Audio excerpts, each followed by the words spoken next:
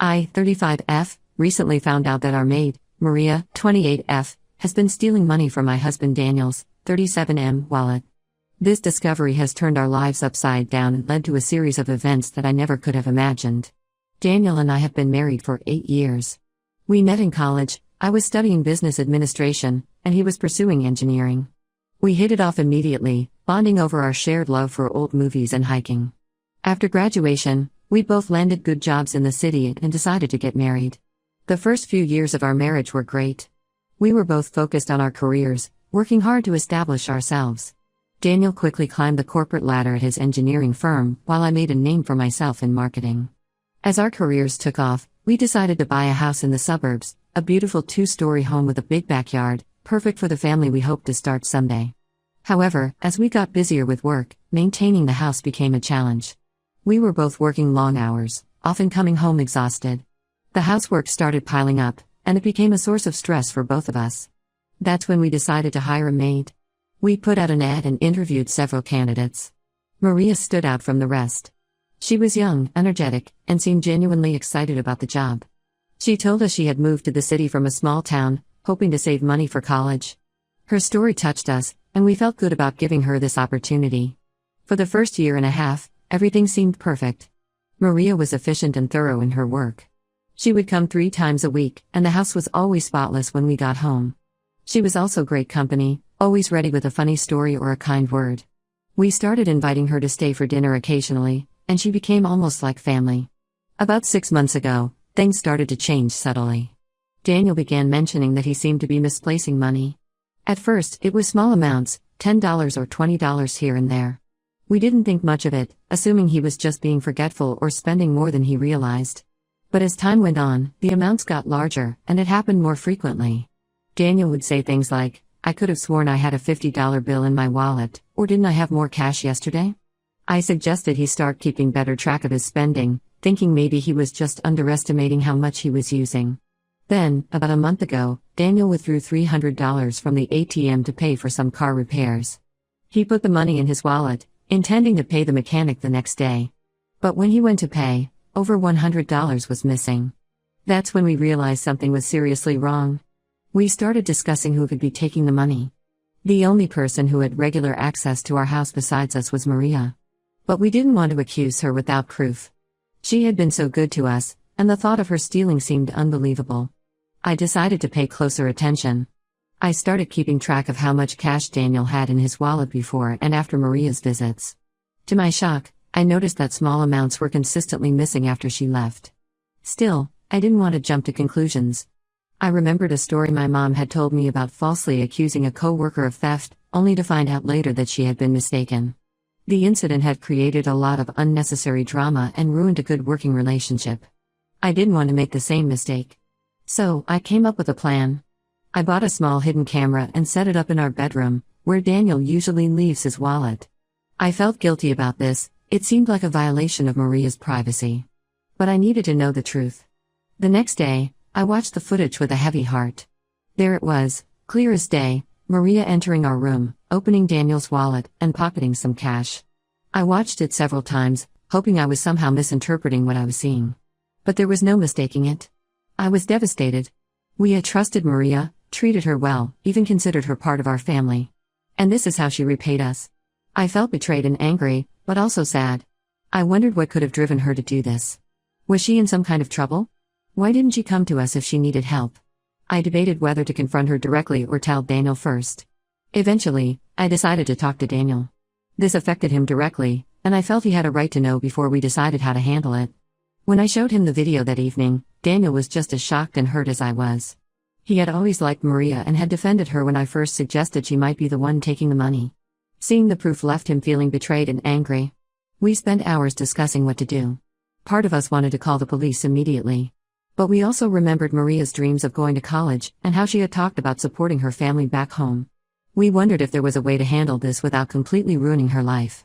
Finally, we agreed to confront Maria together the next day when she came for work. We would give her a chance to explain and possibly make amends before deciding whether to involve the authorities. The confrontation didn't go as planned at all. When Maria arrived the next morning, we sat her down in the living room.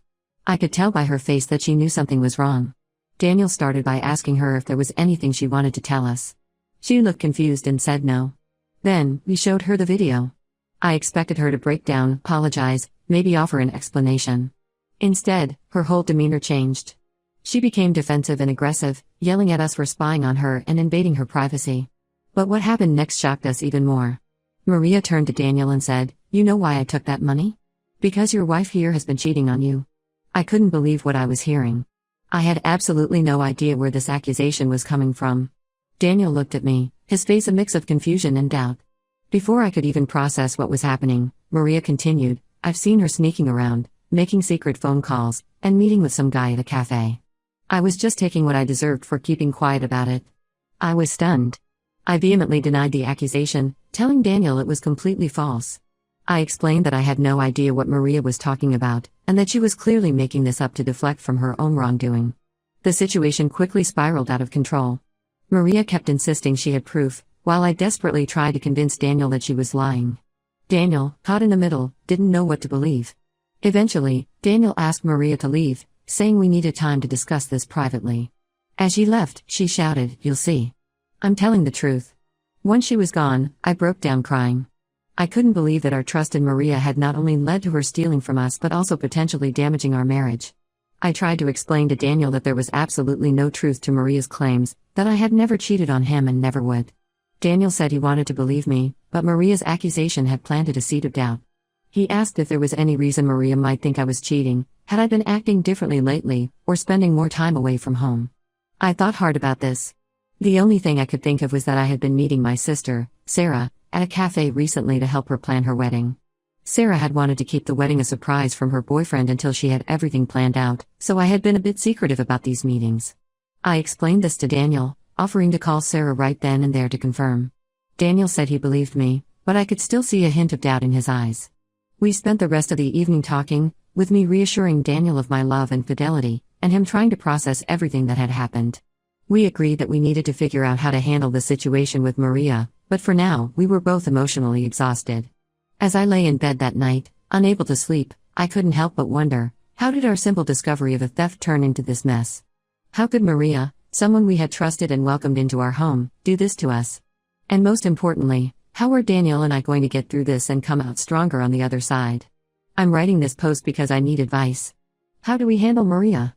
Should we involve the police about the theft? And how do I conclusively prove to Daniel that I've never been unfaithful? Any suggestions would be greatly appreciated. Update 1: It's been 2 weeks since my last post, and I want to thank everyone for their advice and support. A lot has happened, and I'm still trying to process it all. The day after the confrontation, Daniel and I decided to fire Maria officially. We sent her a formal termination letter, citing theft as the reason. We also informed her that we would be filing a police report about the stolen money. We felt this was necessary to protect ourselves and potentially warn future employers. However, things took an unexpected turn when Maria showed up at our house the next day. She was crying and begging for her job back, saying she desperately needed the money for her sick mother. For a moment, I almost felt sorry for her. I remembered how she had told us about her mother's health problems when we first hired her, and how she was sending money back home every month to help with medical bills. But then Maria switched tactics and started threatening us. She said if we went to the police, she would tell everyone about my affair. Even though it wasn't true, she claimed she had pictures of me meeting with a man, who was actually my brother-in-law, helping with wedding planning. She said she would post these on social media and tell all our friends and family that I was cheating on Daniel. Daniel and I were shocked by her behavior. This wasn't the Maria we thought we knew. We told her to leave immediately, or we would call the police right then. She left, but not before shouting that we would regret this. True to her word, later that day, we started receiving messages from friends and family asking if everything was okay. Apparently, Maria had posted a vague status on Facebook implying that she had discovered a dark secret about her employers and was torn about what to do with this information. While she didn't explicitly accuse me of anything, the post was enough to start rumors. Some of our acquaintances even started commenting, speculating about what this secret could be. I was furious and humiliated. Even though none of it was true, the mere implication was enough to make me feel like everyone was judging me. Daniel was upset too, but I could tell the seed of doubt planted by Maria was growing. He started asking more questions about my daily routines, checking my phone when he thought I wasn't looking, and being unusually quiet and distant. It broke my heart to see how this lie was affecting our relationship. I decided to take action. I reached out to my sister Sarah and her fiancé, Jack, explaining the situation. They were appalled and immediately offered to talk to Daniel. We set up a dinner where they explained about the wedding planning and showed Daniel all the messages and plans we had been working on. Sarah even showed Daniel the secret Pinterest board we had been using for wedding ideas. She explained how she wanted to surprise her fiancé with a dream proposal, which is why we had been so secretive about our meetings. Jack confirmed that he had no idea about the wedding plans, and expressed his gratitude for my help in planning this surprise. Seeing this proof seemed to ease Daniel's mind a bit, but I could tell he was still struggling. He apologized for doubting me, but said he couldn't help feeling insecure after Maria's accusations. He admitted that the stress from work and this situation with Maria had brought up some old insecurities from his past relationships. Meanwhile, the situation with Maria escalated. She started showing up at Daniel's workplace, causing scenes and trying to talk to him alone. She would call our house multiple times a day, sometimes crying, sometimes angry. It got to the point where we had to change our phone number. We decided to go ahead with filing a police report about the theft. The officer who took our statement advised us to also file for a restraining order against Maria, given her harassment. He explained that her behavior constituted stalking and that we had grounds for legal protection. The process of getting the restraining order was stressful. We had to gather evidence of Maria's harassment, including call logs, screenshots of her social media posts, and statements from Daniel's coworkers about her showing up at his workplace. We also had to appear in court to testify about why we felt threatened. Finally, after what felt like an eternity, we got the restraining order approved. It prohibited Maria from coming within 100 yards of us, our home, or our workplaces. It also banned her from contacting us in any way, including through social media. We thought this would be the end of it, but we were wrong. A few days ago, Daniel received an envelope at work. Inside were printed copies of text messages, apparently between me and someone saved as love. The messages were intimate and clearly implied an ongoing affair. They included references to secret meetings and plans for a future together. Daniel came home that day, his face pale and hands shaking as he showed me the messages. I felt sick as I read through them. They looked real, with dates and times that corresponded to times when I was actually out of the house. But I knew I had never sent them. I realized with horror that Maria must have fabricated these messages somehow. But how could I prove it? Daniel was clearly struggling, torn between his trust in me and the evidence in his hands. I tried to point out inconsistencies in the messages, words or phrases I would never use, references to places I've never been. But for every point I made, there seemed to be something in the messages that matched up with reality. It was as if Maria had taken bits and pieces of my real life and woven them into this elaborate lie. Daniel said he wanted to believe me, but he was having a hard time reconciling the woman he knew with the one portrayed in these messages. He asked if he could look through my phone, and I agreed immediately, hoping this would prove my innocence. But as he scrolled through my messages and emails, his frown deepened. He pointed out that there were gaps in my message history that coincided with the dates on the fake messages. I realized with a sinking feeling that I had recently deleted old messages to free up space on my phone, not realizing how suspicious this might look in light of these accusations. We stayed up most of the night talking. I went over every detail of my days, trying to account for every minute that was mentioned in those fake messages. Daniel listened, but I could see the doubt in his eyes growing. By morning, we were both exhausted and emotionally drained. Daniel said he needed some time to think and left for work earlier than usual. As I watched him go, I felt like our marriage was slipping through my fingers. I feel like I'm living in a nightmare. Our once strong marriage is being torn apart by these lies, and I don't know how to fix it. How do I prove my innocence when all the evidence seems to be against me? How do we stop Maria from causing any more damage? I'm at my wit's end and could really use some advice. Update 2. It's been a month since my last update, and I'm relieved to say that things have finally taken a turn for the better. The truth has come out, and Daniel and I are working on rebuilding our trust. After receiving those fake text messages, I was desperate to prove my innocence. I remembered some advice from the comments on my last post about digital forensics. We decided to consult a professional to examine the messages. Finding a reputable digital forensics expert wasn't easy. We had to do a lot of research and ask for recommendations. Finally, we found someone with good credentials and experience in similar cases. The expert spent several days examining the messages. It was an anxious time for us, waiting for the results. But finally, we got the news we were hoping for. The digital forensics expert quickly determined that the messages were indeed fake. They had been created using a messaging app that allows users to generate fake conversations. The expert showed us how the metadata of the messages didn't match up with real text messages. He also pointed out subtle inconsistencies in the formatting that indicated they were generated rather than genuine. The expert provided us with a detailed report explaining how they could tell the messages were fabricated. Armed with this information, we went back to the police. At first, they were hesitant to reopen the case, but when we showed them the forensics report, they took our new evidence seriously and started investigating Maria more thoroughly. The investigation took a few weeks, during which the police looked into Maria's background and interviewed her previous employers. What they discovered shocked us. Maria had a history of similar behavior with previous employers, including theft and attempted blackmail. She had managed to keep this hidden by using different names and moving between cities frequently. The police called us in for an update last week. They had managed to track down Maria and bring her in for questioning. Under pressure and faced with evidence of her past crimes, she finally confessed to everything: the theft, the false accusations, and the fake messages. It turned out that Maria had a gambling addiction, which was the real reason she needed money. When we caught her stealing, she panicked and made up the cheating story to distract us. She thought if she could break up our marriage, she might somehow avoid consequences for her theft. Update 2: Maria revealed that she had been planning this for months. She had been carefully observing our routines and gathering information about us that she could use to make her lies more convincing.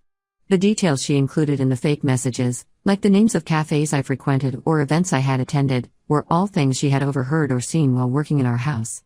The police have charged her with theft, harassment, and creating false evidence. She's now facing serious legal consequences for her actions. They also informed us that Maria might have stolen from other employers, and they're investigating those cases as well. When we got home from the police station, Daniel broke down and apologized profusely for ever doubting me. He admitted that he should have trusted me completely, regardless of the so-called evidence. We had a long, emotional conversation about trust, communication, and how we can strengthen our relationship after this ordeal.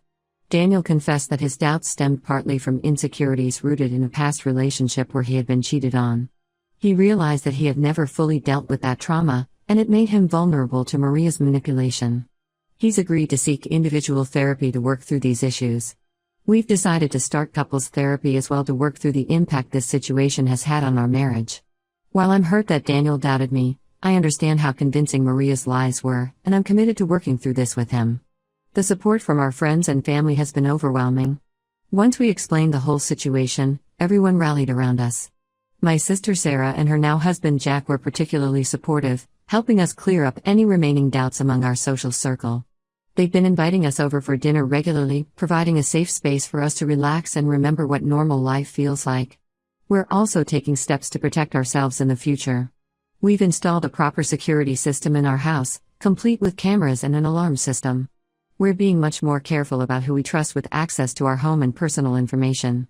This whole experience has been a harsh lesson in trust, both its importance and its fragility. While I'm relieved that the truth is out and Maria is facing consequences, I know we have work to do to fully recover from this. I'm cautiously optimistic about the future. Daniel and I are committed to working through this together, and I believe our marriage will ultimately be stronger for having weathered this storm. Thank you all for your support and advice throughout this ordeal. It really helped me stay strong and focused on finding the truth. Update 3: It's been 6 months since my last update, and I'm happy to report that things have significantly improved for Daniel and me. The legal proceedings against Maria concluded last month. She pleaded guilty to all charges and has been sentenced to probation and mandatory counseling for her gambling addiction. She's also been ordered to pay restitution for the money she stole from us. The judge took into account her cooperation with the investigation of other thefts she had committed, which led to her receiving a lighter sentence than she might have otherwise. Daniel and I have been consistently attending couples therapy, and it's been incredibly helpful. Our therapist has guided us through exercises to rebuild trust and improve communication. We've worked through a lot of the issues that arose from this incident, and our relationship feels stronger than ever.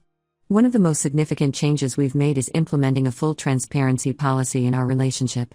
We now have open access to each other's phones, emails, and schedules. While some might see this as extreme, for us, it's been a way to rebuild trust and ensure that there's no room for doubt or misunderstanding. It's not about policing each other, but about creating an environment of openness and honesty. We've also made changes in our professional lives. Daniel has switched to a new company where he feels more valued and less stressed. His new job has better hours, which allows him to be more present in our relationship. This change has made a big difference in his overall happiness and has reduced his vulnerability to manipulation. As for me, I've started my own small business working from home.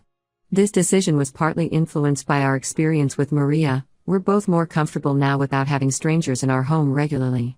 My business is a digital marketing consultancy, and it's been growing steadily. The flexibility of working from home has also allowed me to achieve a better work-life balance. Our friends and family have been incredibly supportive throughout this process. We've become closer to those who stood by us during the difficult times. We've had to distance ourselves from a few people who were quick to believe the rumors about us and slow to accept the truth even after everything came to light. It's been a bit painful, but it's also shown us who our true friends are. We've also taken up new hobbies together, like dance classes and weekend hiking trips. These shared activities have helped us reconnect and create new, positive memories to overshadow the difficult ones. Last month, we completed a challenging trail that we've been working towards for weeks. Reaching the summit together felt like a metaphor for overcoming the challenges in our relationship. While the experience with Maria was undoubtedly traumatic, in a way, it's made our marriage stronger. We've learned not to take each other for granted and to always prioritize our relationship above outside influences. We communicate more openly now, addressing small issues before they can grow into bigger problems. We've also become more involved in our community. We've started volunteering at a local organization that helps people with gambling addictions. It's been a healing experience for us, turning our negative experience into something positive by helping others who are struggling. Looking back, I'm proud of how we handled the situation and grateful for the lessons we've learned. Trust is precious and can be easily damaged, but with effort and commitment, it can be rebuilt even stronger than before. To anyone going through a similar situation, my advice would be to stay strong, seek support, and never give up on the truth. It may take time, but the truth has a way of coming out eventually. Also, don't be afraid to seek professional help. Both individual and couples therapy have been crucial in our recovery process.